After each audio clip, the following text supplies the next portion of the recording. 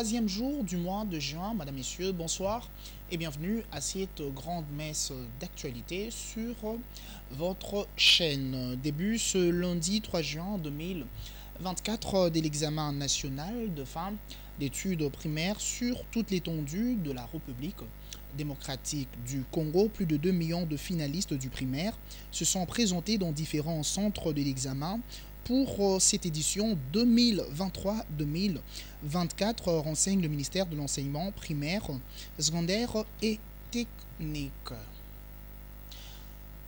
Dans un autre registre, les discussions s'intensifient au niveau de la chambre basse du Parlement contre l'investiture du gouvernement souminois. Près d'une semaine après sa publication, l'initiative est celle du député Willy Michiki, élu du Nord Kivu, qui a confirmé déjà l'enregistrement depuis le début de l'opération d'une centaine de signatures des députés nationaux.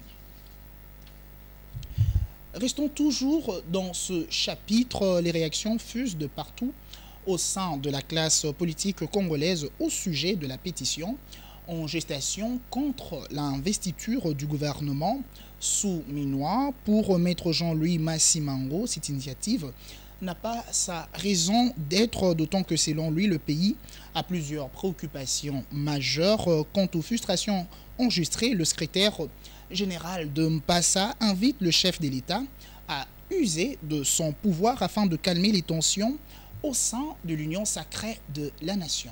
Regardez. La sagesse plutôt de ma tribu m'a toujours dit qu'il faudrait que la tortue évite de prendre la vitesse de l'antilope. La pétition dans le contexte actuel n'a pas sa raison d'être. Parce que nous devons savoir qu'il y a des étapes à observer lorsqu'un gouvernement veut prendre l'effectivité de son pouvoir. Et l'effectivité de ce pouvoir, il le tire à partir de la représentation nationale qui doit valider l'investiture du programme qui sera présenté par le gouvernement. Or, il n'est pas encore question aujourd'hui. On n'a pas encore écouté le programme de ce gouvernement pour dire que nous allons accepter ou bien nous allons rejeter. Je voudrais un peu ici m'attarder ou bien réfléchir sur les propos du président de l'Assemblée nationale. Et je crois que ce sont des propos à encourager. Nous avons des questions cruciales aujourd'hui qui sont d'ordre sécuritaire et les social du peuple congolais. Le programme qui sera présenté, si ça sera un programme qui va rencontrer les deux problématiques qui touchent au quotidien des Congolais, je crois que les députés nationaux auront le devoir sacré d'investir ces gouvernements. Mais si ces gouvernements ne rencontrent pas ces deux attentes, je crois qu'ils seront dans l'obligation de les rejeter et de ne pas accepter d'investir un gouvernement qui sera incapable de mener bien la politique du gouvernement et traduire la volonté du président de la République à la réalité, au vécu quotidien de notre peuple. Le président de la République reste le père de la famille. Et lorsque dans une famille, les enfants s'entretient, les enfants se bagarrent entre eux, il a intérêt comme parent de chercher des solutions apaisées. Et ici, solution apaisée, c'est de voir ceux qui ont été blessés, ceux qui n'ont pas été repris dans le gouvernement, mais qui peuvent aider le pays, de voir comment on peut gérer leurs ambitions au niveau des entreprises publiques, au niveau des missions diplomatiques, au niveau de nos représentations dans les organisations internationales. Mais là, il ne sera pas question de récompenser n'importe qui, pas les médiocres. Il faut toujours sélectionner le meilleur parmi nous qui vont réellement être au service de la nation et non au service des intérêts partisans, aux intérêts de leurs autorités morales, aux intérêts de leurs présidents des présidents de partis politiques et laisser l'océan des Congolais dans la misère qui ne dit pas son nom. Et puis, le parti écolo s'oppose contre toute pétition visant la déchéance du gouvernement souminois. Cette formation politique considère l'initiative comme un chantage à la République. Nous avons appris par la voie des zones et des réseaux sociaux qu'un groupe de députés nationaux aurait pris l'initiative de signer une pétition dans le seul but de barrer la route à l'investiture du gouvernement souminois. Attendu par les Congolais depuis plus de 5 mois, cette démarche des députés nationaux, membres de l'Union sacrée, visant à faire tomber un gouvernement non encore investi constitue un véritable chantage politique contre la République. Les partis politiques écolos ainsi que l'ensemble des Congolais ne peuvent tolérer qu'un groupe d'individus, soit-il de l'Union sacrée, puisse bloquer la mise en place d'une institution. Nous rappelons aux honorables députés nationaux qu'aucune disposition constitutionnelle ou du règlement intérieur de l'Assemblée nationale n'accorde à cette chambre la possibilité d'initier une telle démarche contre les gouvernements non encore investis. Cependant, conformément à l'article 90 de la Constitution, les députés nationaux ont la possibilité de désapprouver les programmes du gouvernement présentés par la Première ministre après présentation de celui-ci, ce qui conduirait à la réqualification de ces derniers. Aux chefs de l'État, garant du bon fonctionnement des institutions, les partis politiques écolos vous exhortent à ne pas céder au chantage ni caprice des députés nationaux qui, au lieu de prioriser l'intérêt de la République, travaillent pour leurs propres intérêts. Signalons que le président de la République est redevable non pas envers l'Union sacrée, mais envers le peuple congolais. Au peuple congolais, il est demandé de rester vigilant et de s'opposer à toute initiative visant à déstabiliser les institutions et entraver le développement du pays. Fait à Kinshasa, le 2 juin 2024, pour le compte du parti politique écolo, Maître Jacob Mbani. Parti politique écolo, parti de ma génération. Le peuple congolais ne doit pas se reconnaître dans le gouvernement souminois, tel est l'avis de Prince Epengue, l'un des cadres de la coalition Lamouka. Pour ce dernier, l'équipe gouvernementale publiée avec la reconduction de certains ministres ne va pas permettre au peuple congolais de vivre ses jours de gloire. Il n'y a pas d'opposant dans cette équipe que Madame Judith vient d'accoucher par césarienne. Un vrai opposant. Parce qu'il ne faut pas oublier que le pouvoir fabrique également ses opposants. Mobutu avait fabriqué des faux opposants. Kabila l'avait fait. Et je ne vois pas pourquoi Félix ne le ferait pas. Moutamba est nommé dans le quota de Félix Tshisekedi. Moutamba travaille avec Félix Tshisekedi depuis longtemps. Tout le monde le sait. Vous savez les coups qu'il avait joués, le rôle qu'il avait joué pour imposer des faux opposants au bureau de la CENI. Bref, il n'y a pas d'opposition dans ce gouvernement. Un vrai opposant se soucierait de la situation du pays actuellement. Quand vous regardez les visages anciens comme nouveaux, entre guillemets, de ces gouvernements, vous comprendrez que Félix Tshisekedi n'a pas besoin de changement. Quand vous voyez Kibasa, Messiram, c'est lui qui a occasionné 460 millions de dollars de vols de poches directement du Congolais. Kibasa rentre au gouvernement pour faire quoi encore? C'est pour mettre Ramedé. Et quand vous regardez M. Gisaro, ministre des Infrastructures, quand vous regardez l'état des routes, lui qui a mis opération, je crois, Kinelenda ou Kinshasa Zéro Trou. Et quand vous regardez l'état des routes à Kinshasa à l'intérieur, partout où tu es les Bazou, Nord Kivu, Sud Kivu, Kasai, Bandunduba, Congo, Équateur, il n'y a pas de route. Kinshasa n'en parlons pas. Gisaro rentre encore comme ministre de l'Infrastructure pour construire quoi? Détruire encore que 2 ou 3 routes qui existent encore. Donc, quand vous regardez celui qui a nommé la défense, c'est un monsieur qui n'a ni expérience, ni idée de comment faire la guerre, comment l'armée s'organise. Alors que nous sommes en guerre. Et quand on est en guerre, il y a une attitude qu'il faut adopter. Un État a 2 temps. Temps de paix, temps de guerre. Quand on est en temps de guerre, on prend des mesures spéciales. Quand on est en temps de paix, on prend également des mesures adéquates. Nous sommes en guerre, il faut quelqu'un qui est expérimenté en matière militaire à la tête du ministère de la Défense. Et on nomme quelqu'un qui était au journal officiel comme ministre de la Défense. Parce que Félix Tshisekedi devait être le seul maître à bord. De la même manière qu'il a le ministère de la Finance, il a le ministère des Finances entre ses mains, il veut avoir le ministère de la Justice, il veut avoir la Défense nationale, il veut avoir l'Intérieur. Tous les ministères régaliens sont entre ses mains, il laisse des miettes à ses partenaires. Nous ne nous reconnaissons pas dans ce gouvernement, le peuple ne se reconnaît pas. C'est à se demander si Félix vraiment a la mesure de la gravité de la situation.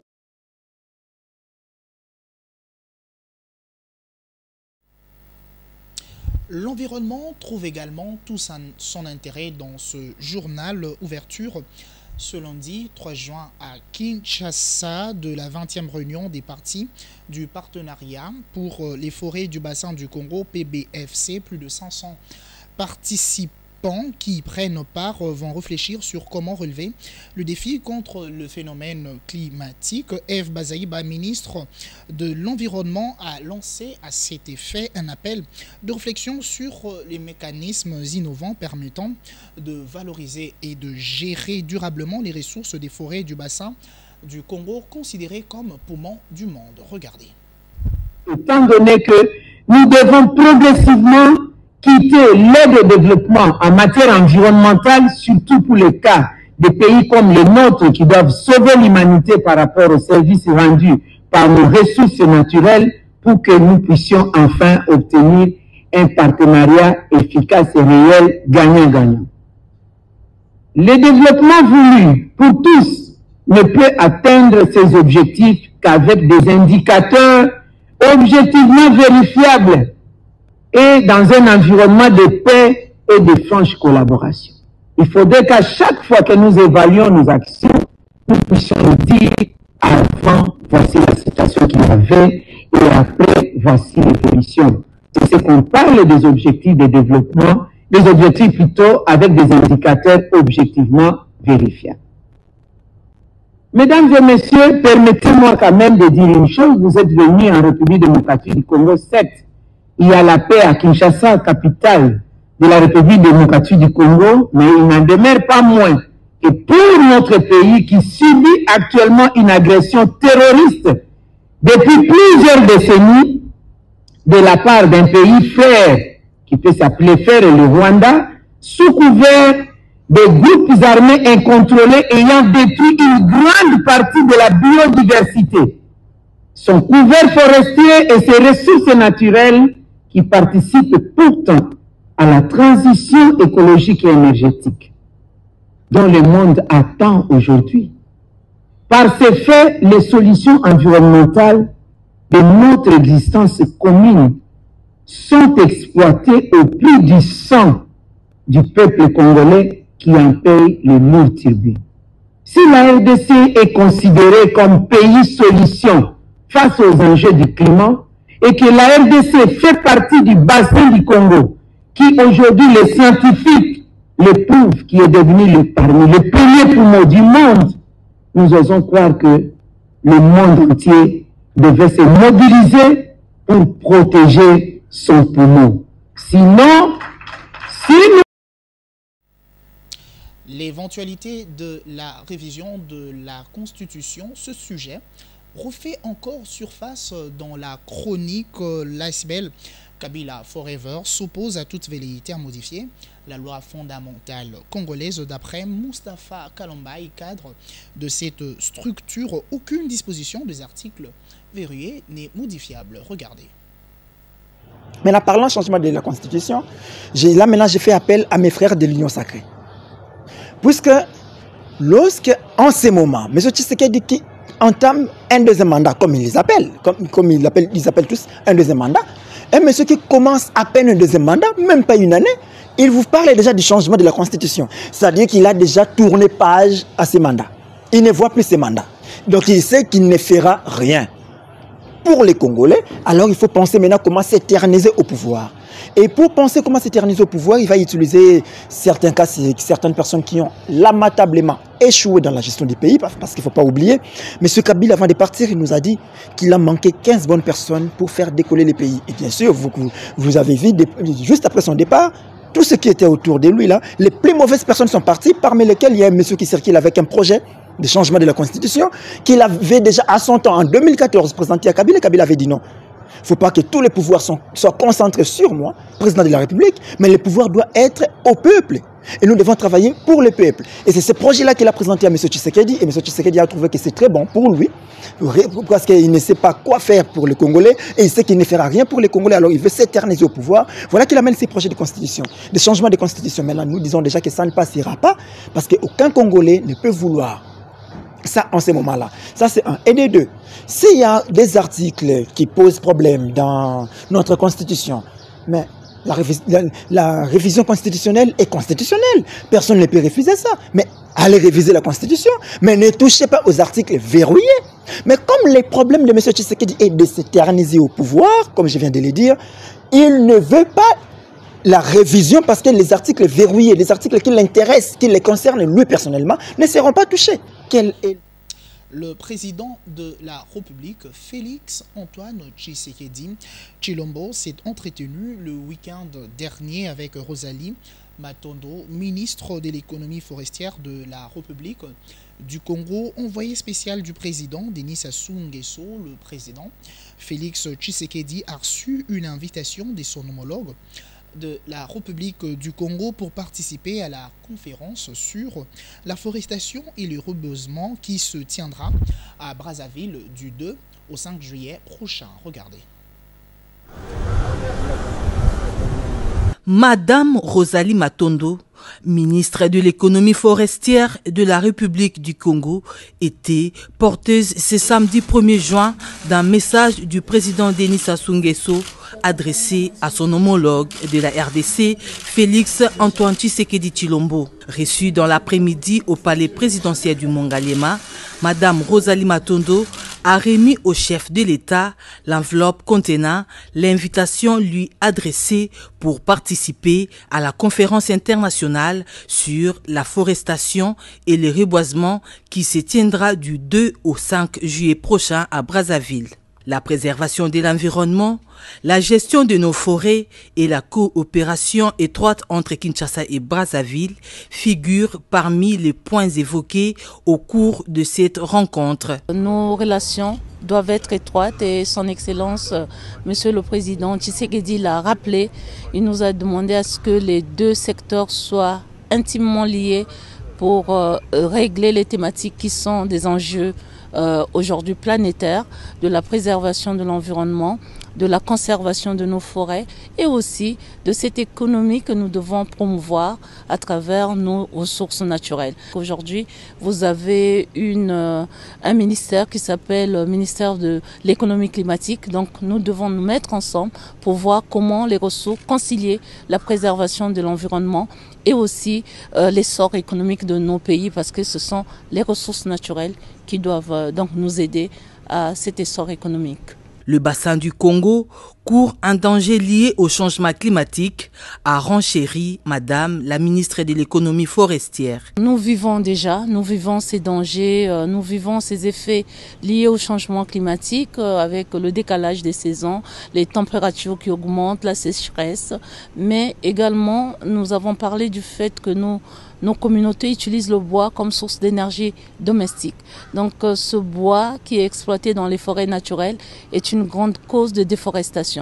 C'est pourquoi l'initiative de son Excellence, Monsieur le Président de la République du Congo, c'est de proposer à l'humanité tout entière une décennie mondiale de la forestation et du reboisement. La question de l'environnement intéresse au plus haut point la République démocratique du Congo, reconnue comme le pays solution aux problèmes climatiques.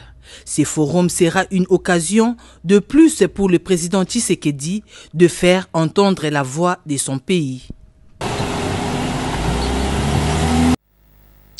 Tout policier non en service est interdit de circuler avec les équipements spécifiques de la police. C'est la décision prise par le commissaire divisionnaire adjoint de la police, Blaise Kilimbalimba, à l'issue d'une rencontre ce lundi 3 juin avec les nouveaux commandants d'unités nouvellement mises en place. Le numéro 1 de la PNC de la ville de Kinshasa a rassuré également la mise en place des mesures pouvant éradiquer la nuisance sonore et les marchés pirates qui polluent la capitale. Pour aujourd'hui, il était question de ranger nos hommes en ordre de bataille. C'est qu'il y a eu une mise en place partielle et l'objectif de cette mise en place devait être bien assimilé et bien compris par les uns et les autres. L'objectif, c'est d'avoir les résultats sur le terrain. C'est d'avoir une police qui répond aux besoins de la population. C'est ainsi que nous avons pris tout notre temps dans le cadre de la formation continue, de rappeler toutes les instructions qui ont été données afin de restaurer l'autorité de l'État. Il s'est agi entre autres de la lutte contre les nuisances sonores, aussi des marchés pirates, et nous avons demandé aussi aux policiers qui ne sont pas engagés, qui ne sont pas des services, de rester dans les casernes et de ne pas toucher aux équipements spécifiques de la police, c'est-à-dire les armes par exemple. Ils ne doivent pas toucher aux armes lorsqu'ils ne sont pas à mission officielle. Là, il a fallu que nous puissions insister. Et voilà tout pour cette parade de causerie morale d'aujourd'hui. Heureusement, vous avez bien dit, vous avez souligné que par certains, vous savez, les brebis galaises ne manquent jamais dans une société. Mais l'essentiel pour nous, c'est que, en gros, les commandants ont bien reçu la mission et s'appliquent à ma grande satisfaction. Quand vous voyez les patrouilles mixtes qui s'opèrent, qui s'organisent, quand vous voyez certains quartiers où il faisait grand bruit, il y a du calme, il y a de quoi dire que bon nombre de commandants. Prenons cette information classée dans la rubrique Société avant de nous séparer. Le marché Gambela, dans l'intersection compris entre les avenues Loporé et Éthiopie. Nous sommes là dans la municipalité de Kassavubu, se trouve dans un état très insalubre. Les vendeurs exerçant leurs activités commerciales dans ce lieu de négoce invitent les autorités compétentes à assainir cet endroit.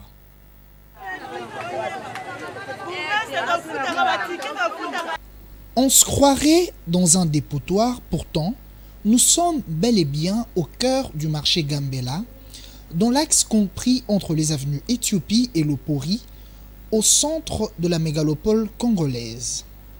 Dans ce lieu de négoce, un amas d'immondices prenant l'allure d'une montagne artificielle, on les dit et exhale une odeur nauséabonde au point de paralyser les activités commerciales.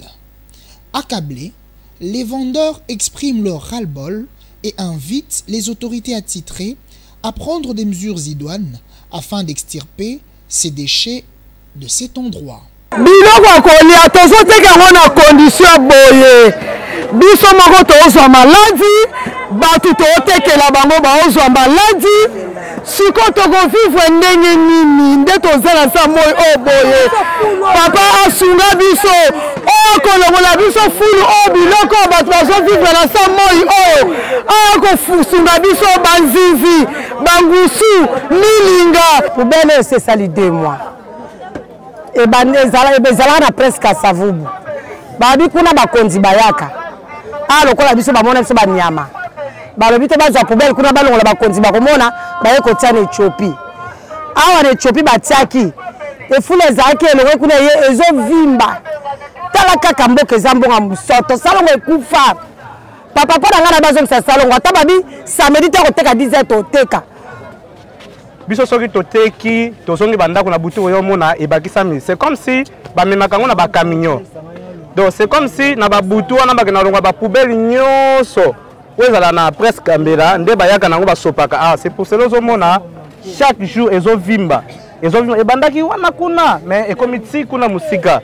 Donc ozomona ke bakisama na butu bayaka nango na butu na bakamion na babeni nde basopi awa bazosopaka awa raison nango vraiment tozoyeba te. Assainir la ville de Kinshasa s'avère dorénavant une urgence pour les autorités compétentes, ce, dans une franche collaboration avec la population dont le comportement incivique constitue un frein pour l'assainissement tant désiré de la métropole congolaise.